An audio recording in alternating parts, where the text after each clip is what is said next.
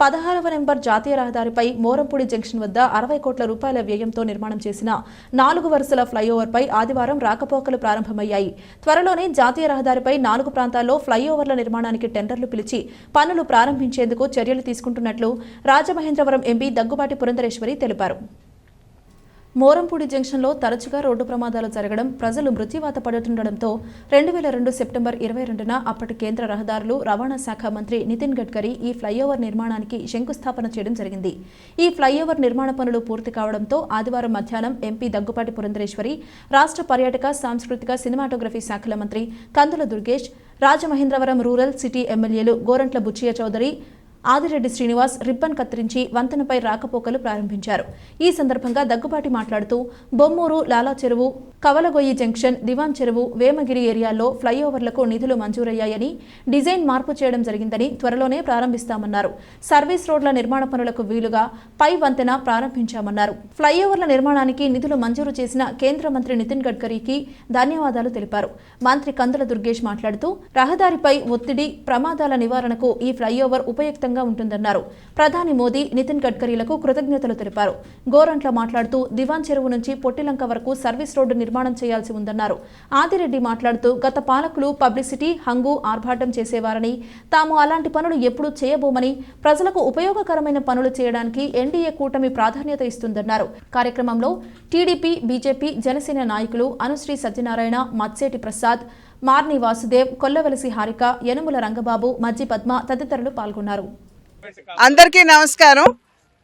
ఏ దేశమైనా సరే ఆ దేశంలో మౌలిక సదుపాయాలు మనం మెరుగుపరుచుకున్నప్పుడే ఆ దేశం అభివృద్ధి చెందేటువంటి అవకాశం కూడా ఉంటుంది. అదేవిధంగా ప్రతి ప్రాంతం యొక్క అభివృద్ధి కూడా అక్కడ ఉన్నటువంటి మౌలిక సదుపాయాల మీద ఆధారపడి ఉంటుంది. ఇవాళ ఈ మొరంపూడి బ్రిడ్జ్ ఏదైతే ఉందో ఎప్పుడో శాంక్షన్ అయినప్పటికీ అది త్వరితగతిన కానటువంటి సందర్భం మనందరికీ తెలుసు. అయితే ఆ నేపథ్యంలో ఇవాళ ఈ యొక్క బ్రిడ్జ్ని ఇనాగ్రేట్ చేసుకోవడం జరుగుతుంది.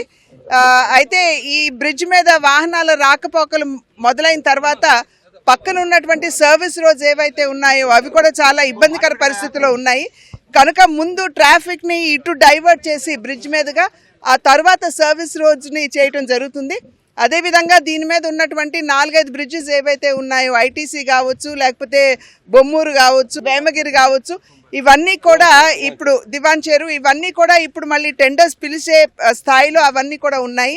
అయితే చిన్నపాటి డిజైన్ అంటే గోడ కట్టి దాని మీద బ్రిడ్జ్ వేస్తున్నటువంటి సందర్భంలో కేంద్ర మంత్రి గడ్కరీ గారు అలా కాదు స్తంభాలతోటి, ఎందుకంటే ప్రజలు అటు ఇటు రాకపోకలు వారికి ఇబ్బంది లేకుండా ఉండాలి అని చెప్పినటువంటి సందర్భంలో కొంచెం డిజైన్ మార్పు కోసం చూస్తున్నాము. అది వెంటనే అయిపోతుంది. అయిపోయిన వెంటనే ఈ 4-5 బ్రిడ్జిలు కూడా ఈ నేషనల్ హైవే మీద చేసేటువంటి అవకాశం ఉంది.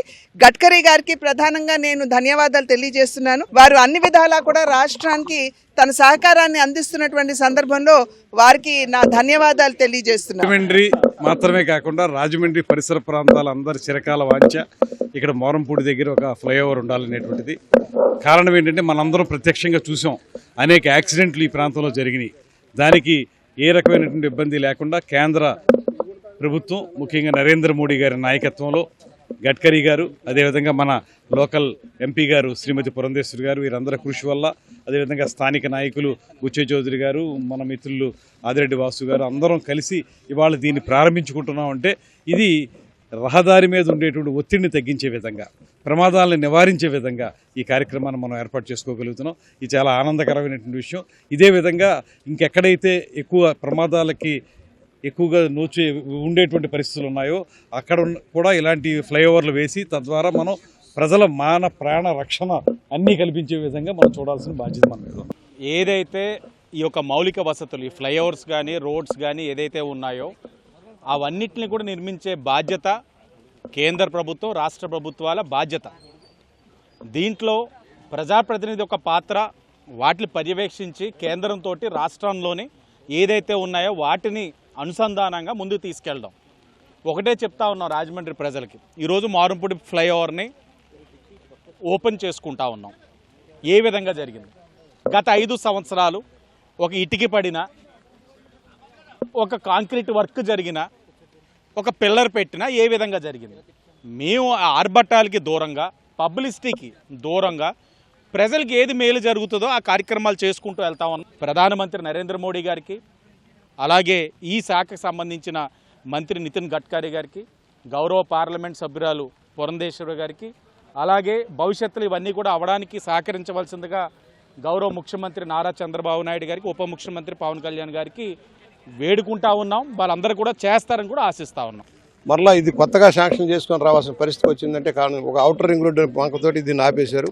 ఈ లోపల అనేక మంది మరణించారు. ఇవాళ దీన్ని మేము కూడా డిమాండ్ ఏంటంటే దివాన్ చెరువు దగ్గర నుంచి మొత్తం కూడా సర్వీస్ రోడ్లు, పొట్టిలంక దాకా కూడా సర్వీస్ రోడ్లు ఉండాలి బోత్ సైడ్స్. ఎందుకంటే నగరం అంతా విస్తృతంగా పెరుగుతూ ఉంది ఈ ప్రాంతంలో. ఇవాళ కొత్తగా ట్రాఫిక్ జామ్స్ జరుగుతూ ఉన్నాయి. అలాగే ఈ మోరంపూడి జంక్షన్లో విగ్రహాలన్నీ తొలగించాలి. ఏదైతే ఫ్రీ లెఫ్ట్ విగ్రహాలన్నీ తొలగించి అన్ని క్లారిటీ చేయాల్సిన అవసరం ఉంది. ఒకటే మౌలిక వసతుల్లో భాగంగానే ఇవాళ రాజమండ్రిలో గ్యామన్ బ్రిడ్జి దగ్గర నుంచి కూడా ట్రాఫిక్ని డైవర్ట్ చేయాల్సిన పరిస్థితి వస్తూ ఉంది. అలాగే కొత్తగా రాబోయే రోజుల్లో మరో రైల్వే బ్రిడ్జితో పాటు మరో రోడ్డు బ్రిడ్జి కూడా అవసరమయ్యే పరిస్థితి వస్తుంది. దాని మీద కూడా విచారణ చేయాలని మేము కోరుతా ఉన్నాం.